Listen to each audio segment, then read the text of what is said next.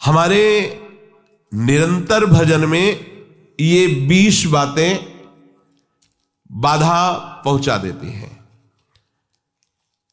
यदि हम अखंड भजन करना चाहते हैं, हमारा निर्दोष भजन हो, तो इन 20 बातों से बचना चाहिए।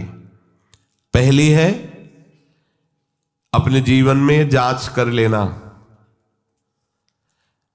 इष्ट से, गुरु से विमुख करने वाले पुरुषों का या स्त्रियों का या विषयों का किसी भी तरह से हम संग न करें। पहली बात, आराध्य देव गुरुदेव के वचनों में अविश्वास पैदा कर दे, हमारी भक्ति को बाधित कर दे, चाहे वो स्त्री शरीर हो, चाहे वो पुरुष शरीर हो, चाहे वो कोई विषय ही क्यों ना हो, हमें उससे संपर्क नहीं रखना। भगवद विमुख करने वाले पुरुषों का संग नहीं करना, पहला लक्षण है। अगर वो कोई है हमारे जीवन में, तो हमारा भजन बाधित हो जाएगा। हमें संग नहीं करना, समझना है, हमें संग नहीं करना। मान लो भगवत मार्ग में विरक्त हैं तो, पर जो गृहस्थ है भजन करके भगवत प्राप्ति चाहता है, परिवार में अलग अलग उद्देश्य वाले, अलग अलग भाव वाले हैं, भिन्ने भिन्ने मति, अलग अलग मति वाले हैं। अब वो कैसे भजन करे? अपने को संपर्क नहीं रखना, अपने को जो कर्तव्य पालन करना वो करना, लेकिन हमको उनकी बात नहीं सुननी, उनका संग नहीं करना, उनका चिंतन नहीं करना। अगर इतनी चतुराई नहीं तो फिर भजन बाधित हो जाएगा। जासे होए स्नेह राम पद एतो मतो हमारो, जिससे प्रभु के चरणों में प्रेम हो, ये सबसे बड़ा मत है, गोस्वामी तुलसीदास जी कह रहे हैं। हमारे आराध्य देव गुरुदेव इनमें अश्रद्धा पैदा करवा दे। आराध्य देव का नाम, आराध्य देव की लीला, आराध्य देव का गुण महिमा धाम जो गुरुदेव से प्राप्त हुआ है, उसमें हमारी अरुचि करवा दे। इससे बड़ा शत्रु और कौन हो सकता है? क्योंकि लौकिक शत्रु तो हमारे देह को नष्ट कर देगा, लेकिन ये शत्रु तो हमारे आराध्य देव के संबंध को ही नष्ट कर रहा है, ये तो हमारे परमार्थ को ही नष्ट कर रहा है। सबसे पहला, इन 20 विघ्नों में आराध्य देव गुरुदेव के प्रति अश्रद्धा, अरुचि पैदा करवा दे। ऐसे बहिर्मुख कुसंगी का संग नहीं करना, चाहे वो स्त्री शरीरधारी हो, चाहे वो पुरुष शरीरधारी हो, या कोई विषय ही क्यों न हो। जिस विषय के सेवन से आराध्य देव गुरुदेव के प्रतिकूल आचरण बन जाए, हमें वो विषय सेवन नहीं करना। दूसरा, अधिक बोलना। मननशील महात्मा को ज्यादा बोलने का अवसर नहीं है। प्राय आप देखना भजनानंदी उपासक मौन व्रती मिलेंगे। एक होता है जड़ मौन और एक होता है विचार मौन। उपासक को विचार मौन रहना ही चाहिए। आवश्यक है तो उत्तर दे दिया कम शब्दों में, अनावश्यक बात बोलनी ही नहीं है। कोई चाहे नाराज हो या प्रसन्न हो, हमें इससे मतलब नहीं। हमें अपने सिद्धांत से चलना है, बैठ करके गप्पे नहीं मारनी। कम शब्दों में उत्तर दीजिए और मनन परायण रहकर हर समय अपने आराध्य देव का नाम मंत्र चल रहा है। अधिक बोलना ये भजन में बहुत बड़ा विघ्न पैदा कर देगा। कैसा? सबसे अधिक पाप वाणी से बनता है, क्योंकि हम इसे समझ ही नहीं पाते हैं। किसी की भी निंदा करने में जो हमें पाप बनता है वो बहुत बड़ी गठरी होती है। पर निंदा के कीते आवत नहीं कछुआत मूर्ख, पर्वत पाप को ले चल अपने साथ। बड़ा भारी पहाड़ पाप का रख लिया। और भजनानंदी उपासक को इस समय कहाँ है किसी के विषय में बोलने का? पर देखो अपने लोगों में अगर ये विघ्न है, अधिक बोलना, तो दो बातें आ ही जाएंगी, किसी की स्तुति और किसी की निंदा, किसी के गुण का वर्णन और किसी के अवगुण का वर्णन। ये आपके भजन में बाधा पहुंचा देगा। अधिक बोलने से मिथ्या भाषण निकल जाएगा, अधिक बोलने से किसी की निंदा निकल जाएगी, ये आपके लिए हानिकारक होगा। अहितकारी वचन, मिथ्या वचन, निंदा से भरे वचन, ये हमारे जिह्वा में नाम भगवान को प्रकाशित नहीं होने देंगे, मंत्र में रुचि नहीं हो पाएगी। अधिक बोलना। तीसरा है नवीन नवीन भोगों को भोगने की इच्छा रखना। आज ऐसे भोजन बनाया जाए, आज ऐसे किया जाए, आज ऐसे किए, किसी भी इंद्रियजन्य भोग को नवीन नवीन प्रक्रिया से भोगने की इच्छा रखना, ये भजन के लिए बहुत हानिकारक है।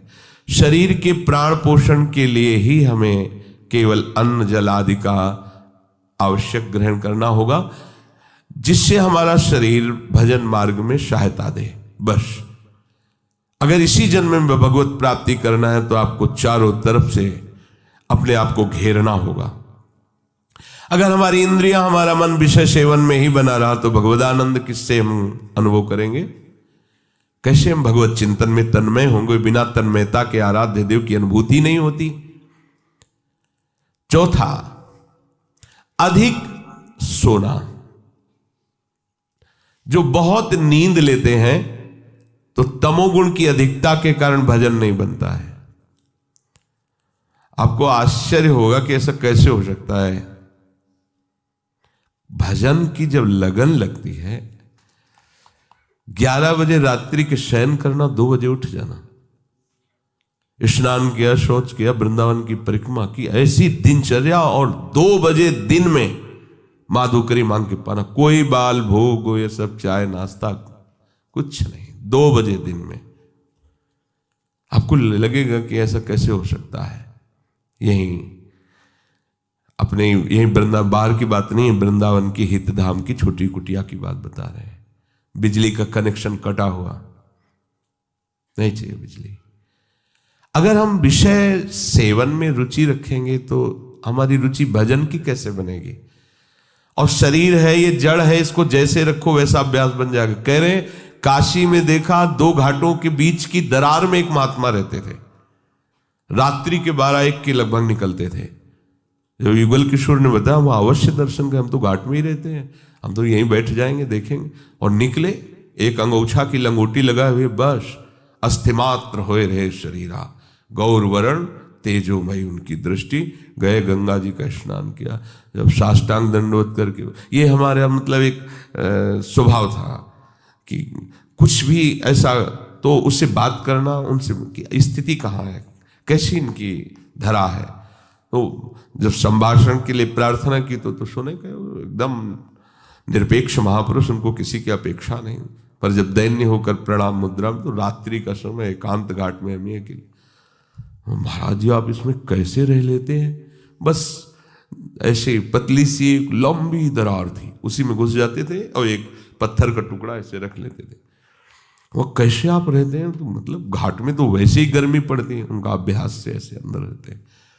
और रात्रि में निकलते तो भोजन का, रात्रि में तो भोजन भी नहीं मिलता, तो उनका मारवाड़ी क्षेत्र में सब लोग प्रसाद पाके बाहर बड़े बड़े ड्रम रखे होते हैं, वो तो सुबह ड्रम फेंके जाते हैं, उनमें जो बचा हुआ जूठन है वो बटोर लेते हैं, आके पा लेते हैं, शौच स्नान करके फिर अंदर 24 घंटे में। ये भी भगवत प्राप्ति का स्वरूप है। कैसे अपने अभ्यास योग युक्त है ना, ये जन्म अभ्यास के लिए मिला है। चित्रकूट में रामलीला हो रही थी, नवीन अवस्था थी 16-18 के बीच की स्वामी जी की। तो वो रामलीला में जब देखा कि भगवान राम सुबह राज्याभिषेक होना था और 14 वर्ष का वनवास, बड़ी तन्मयता से देख रहे थे। एकदम हुआ कि जब प्रभु को वनवास हो गया तो फिर मेरा जीवन किस काम का? अब मैं घर नहीं जाऊं। महापुरुषों में एक विचारधारा अलग बनती है, अब तो जीवन किसका। भाग पड़े वहां से रामलीला से, गंगा के किनारा पकड़ा। वो समय काटते हुए ऐसे आगे बढ़ रहे तो स्वामी शंकरानंद जी महाराज बड़े अवधूत स्थिति को प्राप्त महापुरुष थे। अशनी आश्रम, जब गंगा किनारे भ्रमण कर रहे तब जब उनके पास आए तो उन्होंने दृष्टि से देख लिया कि इनकी बहुत ऊंची अवस्था जागृत होने वाली है अध्यात्म की। तो उनका बेटा कैसे तुम्हारा तो ये जो वेश है और ये अवस्था है तो पढ़ने की है, ऐसे कैसे? तो उन्होंने बताया स्वामी जी मैं रामलीला देखकर भगवान का वनवास मैं शयन नहीं कर पाया, अब मैं निश्चय करता हूं कि आजीवन वनवास करूंगा। तो इस निश्चय का स्वरूप क्या होगा? उनका घोर वैराग्य से जीवन व्यतीत करना। तो उनका फिर संन्यास मार्ग ले लूं? कहाँ, दे दीजिए। नवीन अवस्था में गंगा जी में संन्यास दिया गया। संन्यास का होता है कि दिगंबर कर दिया जाता है, निर्वस्त्र, और गंगा में खड़ा किया जाता है। अब तुम्हारा कौन है? तो गंगा को साक्षी करके बोलता है, कोई नहीं, नारायण के सिवा मेरा कोई नहीं। फिर वो संस्कार किए जाते हैं, फिर इसके बहुत से संत उपस्थित रहते हैं, फिर उनको लोक मर्यादा के लिए लंगोटी दी जाती है, और यहां तक केवल वस्त्र ढकने की अनुमति सन्यास को। जब उनको लंगोटी दे, उनका नहीं गुरुदेव, क्योंकि संस्कारी महापुरुष थे। तो कहा लोग बोले, अब लोक व्यवहार रहा कहां प्रभु? तो उनका ठीक है, ऐसा ही सही, चलो। तो कहां? बोले आश्रम। बोले नहीं, जान, हमें आपने संन्यास दिया, आजीवन आपके सामने नियम लेते हैं, यहीं जीवन व्यतीत करेंगे। तो गंगा का किनारा ही उनका घर था। जैसे गंगा बढ़ती ऊपर चले, जैसे घटती वैसे रेत, बस ऐसे दिगंबर। नवीन अवस्था थी, और उनकी स्थिति ऐसी थी कि जटाओं के भार से ऐसे नशे में जैसे उन्मत्त महापुरुष भगवदानंद के, और शरीर की त्वचा एकदम मोटी ऐसे। अब गंगा किनारे मच्छर भी लगते हैं, सब समय समय पे गर्मी, बालू तप्त होती, वो वैसे। क्या हुआ? क्या उनका शरीर नहीं था क्या? निश्चय इतना जोर का कि देह राग मिट गया। तो क्या आप में वो भागवतिक शक्ति नहीं है क्या? पर हम ये कह रहे हैं कि आप आकांक्षा क्यों करो कि हमको ये पहनने को मिले, खाने को मिले, ऐसी रहने की आकांक्षा करो। भगवत तत्व की ज्ञान की आकांक्षा करो, भगवत प्रेम की आकांक्षा करो, प्रियालाल के रूप रसास्वादन की, उनके श्री चरण सेवा की। ये आकांक्षा का विषय है, ये आकांक्षा का विषय थोड़ी है कि हम ये पहन लें, हम ये खा लें, हम ऐसी परिस्थिति में रहें, हमारी ऐसी हाई फाई व्यवस्था हो। हमारी मांग नहीं होनी चाहिए। हम स्वामी के आश्रित है, जैसा वो चाहे वैसा करें, जिसमें वो राजी उसमें हम राजी हैं। तो अधिक नींद लेने का यह स्वभाव उपासक को छोड़ना पड़ेगा। बिल्कुल ना सोना और बहुत सोना, आगे के श्लोक में भगवान मना करते हैं। दोनों को योग सिद्ध नहीं होता। बिल्कुल ना पाना और बहुत पाना, दोनों को योग सिद्ध नहीं होता। तो अधिक नींद लेना, इस पे शासन करो यदि भगवत प्राप्ति करना चाहते हो। आपकी दिनचर्या में सोने का आपका ठीक समय होना चाहिए। जितने महात्मा आज तक मिले, उन सबकी दिनचर्या परिपक्व रही है। परिपक्व दिनचर्या 2-4 मिनट की बात नहीं कहते, नहीं, उनका उठना, उनका लेटना, उनका खाना, उनका पीना एक टाइम पे होता है। ऐसा नहीं है जब चाहा तब। अगर उस समय तक भोजन नहीं मिला तो इसके बाद वो भोजन नहीं पाएंगे, चाहे 56 प्रकार के भोग आ जाए। एक महात्मा जिस आश्रम में हम गंगा किनारे रुके थे, उसी आश्रम में आए थे। शाम टाइम वो कुछ नहीं लेते थे, एक टाइम दोपहर में अगर भिक्षा मिल गई तो लेते थे। प्रायः कौन इनके पीछे पड़ता है, खान पान के पीछे। जिसकी लगन लग जाती है प्रभु की प्राप्ति में, ये तो बहुत छोटी बातें हैं। इन महापुरुषों को देखो, वो शाम के जो उस आश्रम में आए जहां हम टिके हुए थे, तो उनको गाय वहां आश्रम में थी, तो संतों को शाम के बयारू कराई जाती थी, एक एक गिलास दूध दिया जाता था। तो बयारू तो करते नहीं थे, जब दूध तो उनका नहीं, हमारा नियम है, मैं एक बार दिन में जो भगवत इच्छा से मिलता पाते हैं, फिर नहीं। अरे नहीं स्वामी, दूसरी बार पूछते ही उनकी दृष्टि बन, ये क्या है, ये कोई स्वागत है? अरे परमार्थ के पति होकर के नियम को तोड़ने के लिए तुम जोर दे रहे हो? ये क्या प्राण पोषण करना ही साधु का धर्म है क्या? हटाइए, आप कैसे साधु हो, बार बार हमको खाने के लिए प्रेरित। डांट दिया। अपने खुशी हो जाएंगे, दूध दे रहे हैं गाय का, भाई इतना प्यार कर रहे। प्यार नहीं देखा जाता, अपना लक्ष्य देखा है। आप कितना आराध्य देव से प्यार करते हैं? हमें विषय सेवन के लिए कोई प्यार दे तो इसे प्यार कहते हैं क्या? आराध्य देव के चरणों जासो हो सने राम मत, राम पद ए तो मतो हमारो। अधिक भोजन, 5वां है अधिक भोजन। सच्ची मानिए, ये अनुभव की बात कहते हैं। अल्पाहार और अधिक भोजन दोनों आप करके देख लो। अधिक भोजन करने वाले की भजन में रुचि नहीं रहेगी। अगर दोनों टाइम आप भोजन जितना चाहिए उससे अधिक लोगे तो आप ब्रह्मचर्य रह ही नहीं सकते, आप भजन कर ही नहीं सकते। आपकी भजन में रुचि नहीं रहेगी, वो एक खिलवाड़ केवल होता रहेगा, दिन पार होता रहेगा। और आप 2-4 दिन आपको थोड़ा परेशानी पड़ेगी किसी भी संयम को धारण करने के लिए, आप उसे धारण कीजिए, फिर आप देखिएगा अगर आप 15-20 दिन ऐसे संयम से चले, फिर आपको हम ही छूट दे दें तो आप कहोगे नहीं बस ऐसा ही ठीक है। धीरे धीरे आपको हर इंद्रिय, हर वृत्ति को अपने आराध्य देव प्रियालाल में समर्पित करना है। रोज का रोज हमारी आयु नष्ट हो रही, हमारा लक्ष्य केवल यही बना हुआ है, संसार के भोग। सोचो हम कहां खड़े हैं, हमें कहां पहुंचना है। अधिक भोजन ये भजन का विघ्न है, 5वां। और 6ठा है उपासक होकर हंसी मजाक गंदी करना। उपासक भी हंसते हैं अपने आराध्य देव की, अपने उपासना की, उपासक जन मिलकर वार्ता। ऐसा नहीं कि सांसारिक उनको कॉमेडी उनको सुन के हंसना पड़े, उनको प्रोग्राम देखना पड़े कि हाँ चल रहा है कॉमेडी को हम हंस रहे हैं, ये साधना है क्या?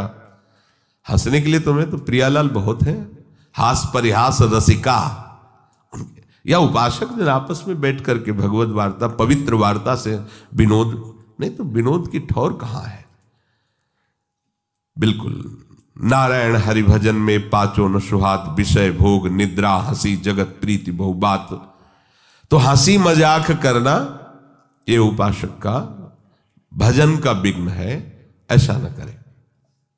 7वां है अपने रिश्ते नातेदारों के प्रति आसक्त हो जाना, जैसे स्त्री पुत्र और भी जो संबंध है इनमें आसक्त। भजन नहीं बन पाएगा। सबकी ममता ताग बटोरी, मम पद मन ही बांध पर डोरी। 8वां है क्रोधी स्वभाव बना लेना, जरा से कोई बात करे तो बस एकदम गुस्सा हो जाए। नहीं नहीं, आप भजन करने वाले हो, कभी कभी किसी की प्रतिकूल चेष्टा, अब जैसे आप परमार्थ में चल रहे हैं, किसी को परमार्थ संबंधी ही आप सावधान कर रहे हैं, वो आपके सामने ही प्रतिकूल आचरण कर रहा है, आपको गुस्सा नहीं होना है। ये आपकी भी तो परीक्षा हो सकती है, भगवान आपको भी तो देख रहे हैं कि आप उपदेश ही केवल देते हैं या आपके भी जीवन में कुछ है, इसलिए आप खुद देखो आपके जीवन में क्या है। उस समय आप प्रशांत आत्मा विवेक के द्वारा अगर कहीं भी स्फुरण हो रहा है क्रोधात, तो उसे शांत कीजिए। वो क्रोध दूसरे का अहित करेगा कि नहीं करेगा, पर आपका हित हो जाएगा, आपका हृदय पवित्र हो जाएगा, आपके हृदय में जलन पैदा हो जाएगी। क्रोध रूपी विकार भजन को बहुत ज्यादा ढकता है। पूज्य श्रीपाद उड़िया बाबा जी महाराज, 1 महीने में अगर कस के 1 बार गुस्सा आ गई तो 1 महीने का भजन ढक जाएगा, वो भागवतिक तेज प्रकाशित नहीं हो पाएगा। और 12 बार साल में गुस्सा आ गई तो पूरे साल का भजन ढक गया। और यहां दिन में 12 बार आ जाता होगा गुस्सा, ये ऐसा कैसे, ऐसा कैसे? गुस्सा नहीं करना।